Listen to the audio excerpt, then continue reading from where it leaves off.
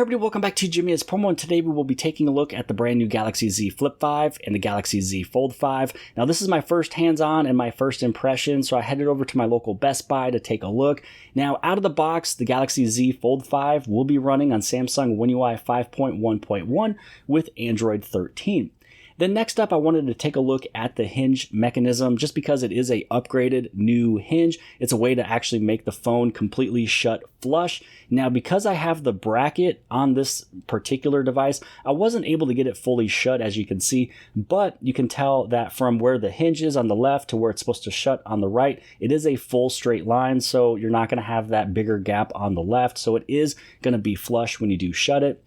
Then I wanted to take a look at a brand new feature that's a part of the Fold5, which is definitely for those multitasking buffs out there. It's a way that you can have more recent applications show on your taskbar. So originally it's always at 2. You can change it to 3 or 4. So what you'll see on the bottom with my taskbar is whatever's on my home screen. So it's that phone dialer, the messenger, the internet, the gallery, the camera. So that is what's going to show on the bottom left-hand side.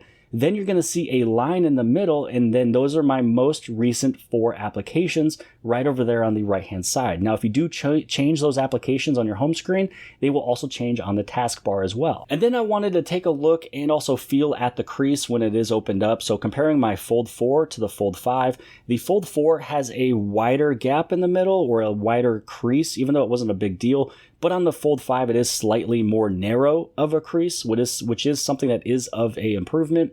Now, when it comes down to the camera modules, it's literally the exact same sensors. The only thing they changed was moving that flash from the bottom over to the top right-hand side from the Fold 4 over to the Fold 5. That's really the only difference when it comes down to the camera setup. Then I did take a look at the cover screen. You know, it feels good, but it's just a little bit too narrow for me. It kind of feels like I'm holding onto a remote. Then I wanted to open up the display again, and I want to compare the brightness. So the Fold 5 is a brighter display at 1750 nits versus 1000 nits. So you can clearly see the Fold 5 on the right is brighter than my Fold 4. Now this is where it goes crazy when it comes down over into the Flip 5. I don't know if this is just a defect on this particular display model, but do you see that screen when it opens up in the middle, how it's still kind of bulging out, kind of flipping up almost like a reverse bridge? It's like going up and over. I don't know if that's the way it's meant to be. It looks as if something is done there with the integrity where some stuff can get inside of there, but my guess is it's going to be that it's this display only.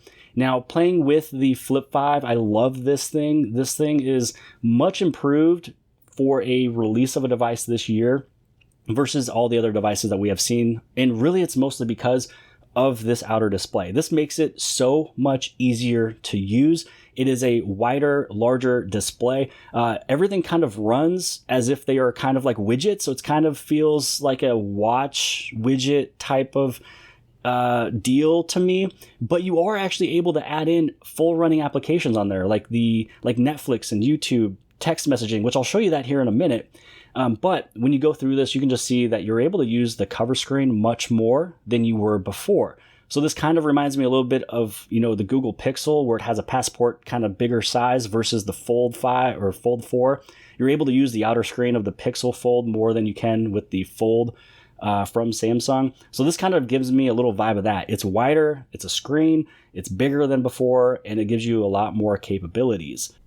Now, when you open up the camera, I don't know why I was tapping on it, but you do have to give it a little bit of a swipe. When you open up the camera with this one, in order for you to activate it and actually use the shutter or either take a picture, start recording, you tap the screen. So once you tap on the screen, you just want to make sure you move your finger out of the way of that sensor, but you tap on it. So on the cover screen, you will have portrait, you'll have regular photo, and you'll also have video, and you'll also have some of the settings on the top right-hand side that you can go through.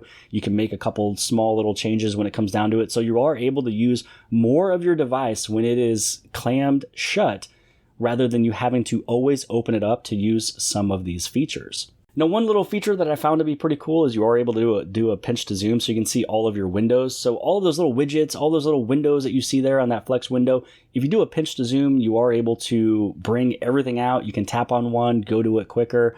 And so if you know that you have something towards the very end, rather than you swiping all the way through, you'd simply be able to do a pinch to zoom and tap on it right away.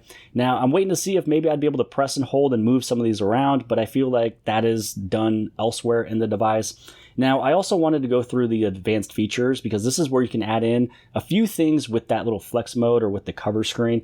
So first off, inside of Labs, you can turn on flex mode panel if you would like to have a little bit more features when it comes down to flexing it, having it kind of halfway shut.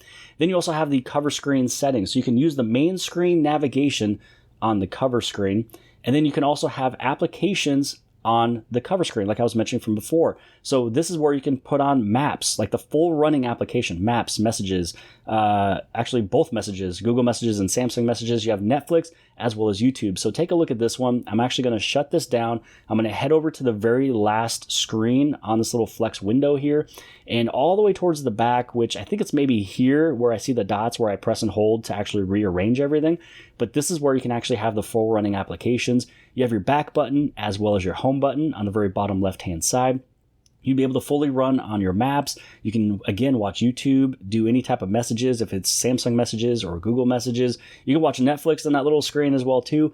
As you're scrolling through, let's say that you click on a video, you watch the video. You can also open up the phone, and then it's going to be running directly onto the phone once it is opened as well. So it does have that continue feature where it goes from closed to open. I just have to go through the settings to see if we can go from the opened to closed to see if the continue applications will be running there as well. Now, taking a look at all of the specs of the Z Fold 5, the Galaxy Z Flip 5, and also the Galaxy S23 Ultra, just in case if you're just waiting to see what the Fold 5 and Flip 5 had to offer, maybe it wasn't really up to your standard or it wasn't really fully what you're looking for, then you can take a look back at the Galaxy S23 Ultra. Just because all three of these are launched in the same year, they're pretty much the same iterations of each other, just different form factors. You know, the same processors on the inside of all these and released in the exact same year. Now, after this, I will just do a fast little, talk, or I should just do it right now, the fast little talk between the Fold 5 and the Fold 4. Really, the biggest differences, or really the only differences of these two here, is going to be the brighter display when you open it up. So the Fold 5 has 1750 nits, so 1750. The Galaxy Z Fold 4 is only 1000, so it's going to be much, much brighter outside. So this way you can just see your screen, read your messages, notifications, watch your content, your YouTubes, things like that. It's going to look way, way better. It also has the upgraded Snapdragon 8 or the Snapdragon 8 Gen 2 processor on the inside, so it's going to be a better processor and a little bit better of a hinge system. Other than that, they're the exact same. They're going to have the exact same cameras, almost the same dimensions and battery size, and also internal storages, RAM, all that is the same. My guess is that Samsung's really going to do the comparison versus the Fold 3. I believe it because these phones are so expensive. I don't think everybody's going to upgrade every single year with the Fold. I think they're going to hold it for 2 or 3 years. So they're going to do more comparisons with the Fold 3 than they will with the Fold 4. So going back to all of the different specs of the Fold 5, Flip 5, and the S23 Ultra, you can see all of the colors right here, and you're going to have many more colors when it comes down over into the Flip than you will the Fold. The S23 Ultra also has quite a few. When you take a look at the Fold 4 and the Fold 3, there was a lot less colors, but I'm a big fan of, the blue, the mint, the green, and the yellow. Those are some pretty big colors that I love when it comes down over into the Flip 5. When it comes down to the Fold 5, one of my favorites is probably going to be maybe their blue color. Now, when it comes down to the battery sizes, you're going to have a 4400 milliamp hour battery in the Fold 5. You're going to have a 3700 milliamp hour in the Flip 5, and then 5000 milliamp hour on the Galaxy S23 Ultra. All three of them will have wireless power share. Here are the storage options. So the Fold 5 and the S23 Ultra are the same. You're going to have the options of 256, 512, and 1 terabyte. The Flip 5 in the middle is going to have a 256 option and a 512 option. Now, this one is double what it was last year, which is really nice because it's the exact same price as last year. So the options last year was 128 and 256. So coming in with both of them being doubled is a really good perk for the exact same price. Now, here's the processor that we talked about from before. All three of these here will have the Qualcomm Snapdragon 8 Gen 2 mobile platform for Galaxy. When it comes down to RAM, the Fold 5 will have a 12 gigabyte of RAM. The Flip 5 is 8 gigabyte of RAM. And then the S23 Ultra, you can choose between the 8 gig and 12 gig. And then for the S Pen, it is compatible on the Fold 5. It is not compatible on the Flip 5, but it's embedded in the Galaxy S23 Ultra. For cellular and wireless, they all have the latest versions, you know, latest network technologies with 5G. They all have the ultra wide camera. And then when it comes down over into the resolutions of all of the cameras, on the rear of the Fold 5, you're going to have 50 megapixel wide, 12 megapixel ultra wide, 10 megapixel telephoto, 3x optical zoom, then the 30x space zoom, with the front being 10 megapixel for the cover, and then 4 megapixel underneath the display main screen. Now, I kind of wish this one right here was one that was improved. It's not really the best. It's kind of overblown, kind of a little blurry. It's, you know, it's okay for some of your chat applications, video chat applications, but nothing really good for taking photos. So most of the time, you're just probably going to use your rear cameras or the front one right there in the cover screen. Now, when it comes down to the Flip 5, 12 megapixel wide, 12 megapixel ultra wide, 10x digital zoom, and then 10 megapixel for the front. And for the S23 Ultra, 200 megapixel wide. You're going to have 12 megapixel ultra wide. You have a 10 megapixel telephoto, 3x optical zoom, not digital zoom, but optical zoom. Your 10 megapixel telephoto, 10 time optical zoom again with the 100x space zoom, and then for your front is 12 megapixels. And then this is just talking about the apertures, you know, depending on how much light is coming into all of these lenses. Pretty much everything else was kind of stated from before. For the flaw detection, all three of them do have that. Ultrasonic fingerprint scanner, it is capacitive on the, it's a capacitive fingerprint reader on the Fold 5. Yes, it does have the ultrasonic fingerprint scanner on the Flip 5, as well as the Galaxy S23 Ultra. Now, here is the screen sizes and display information. So when it comes down to the Fold 5, it's a 7.6-inch dynamic AMOLED 2x Infinity Flex display, QXGA+. You also have the 120 hertz adaptive refresh rate, and then it's going to have the 1,750 nits for outdoor peak. So again, when you open it up, it's going to have 1,750, which is again way larger than the Fold 4, which was only at 1,000. Now, when it's closed and you look at the cover screen, it's going to be a 6.2-inch dynamic AMOLED 2x Infinity O display. It's only HD+. It does have that 120 hertz refresh rate. And again, on the front, on the main cover screen, it's 1,750 nits. When it comes down to the Flip 5, you're going to have the 6.7-inch display, 120 hertz adaptive refresh rate, 1750 nits again. When it is closed, you're looking at the cover screen, it's going to be a much larger display than what it was last year on the Flip 4. So this one's a 3.4-inch Super AMOLED display, 60 hertz refresh rate with 1600 nits. Again, it's more than what you would need. It does a good job for that outer display. And then when you take a look at the Galaxy S28 Ultra, it's a 6.8-inch dynamic AMOLED 2x Infinity O display, QHD+. And then you also have a 120 hertz refresh rate, and it does again have the exact same nits as the Fold 5 and the Flip 5. It's going to be 1,750. They all have different scene optimizers on the inside, and then there's their model numbers. So in conclusion, with the Flip 5 and the Fold 5, is it worth the upgrade? Now, first off, I'll start off with those of you that have never owned a flip or folding device before. This is a great time to start and use one of these devices just because this is the 5th generation. Samsung knows exactly what they're doing. They know exactly how to get these phones to work. All of the small little incremental updates and improvements over year, they know what's going on. So again, this is the 5th generation. So if you're brand new to this flipping and folding type of genre devices, this is a good time to start. Now, the one I would suggest the most would be the Flip 5 just because of the price. It is just at $1,000 for the cheapest model of the Flip 5. And then if you have a trade-in device, you know, you're going to save a little bit of money there as well. The Fold 5 is going to be for those who really want to have the big, full immersive, larger screen when you open it up. Big multitasking. Honestly, if you don't own a tablet,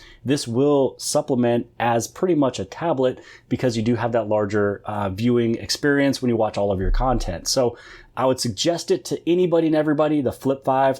Fold 5 really only for those multitaskers.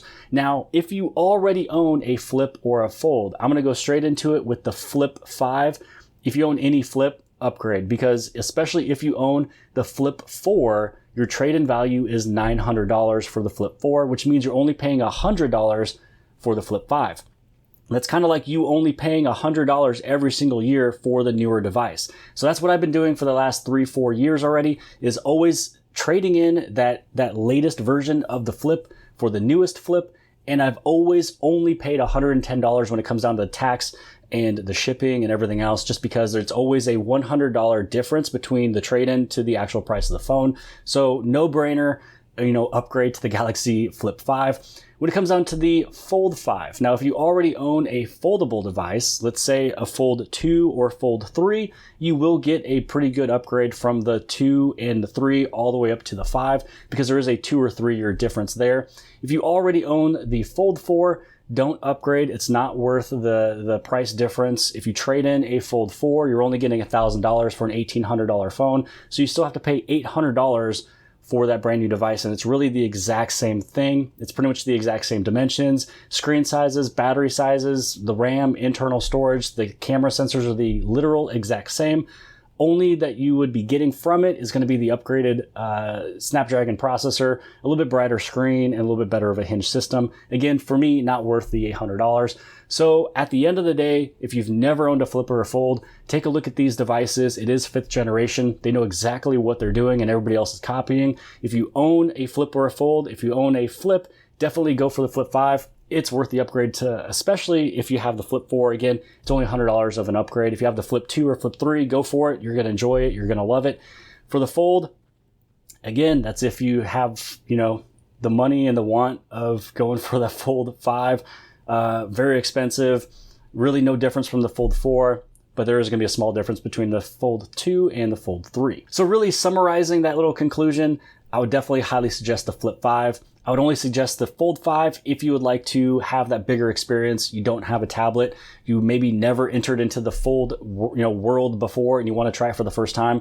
That's really the best place that I would kind of start from there. If you own the Fold 2, Fold 3, you can go for it if you want to. Fold 4, definitely don't upgrade. That's that little summary. So hopefully you guys appreciated this video. If you did, give it a big thumbs up. Don't forget to hit subscribe. Subscribe on the very bottom left-hand side. And if you appreciated this video, then more than likely you'll also like this video. And I'll see you guys later.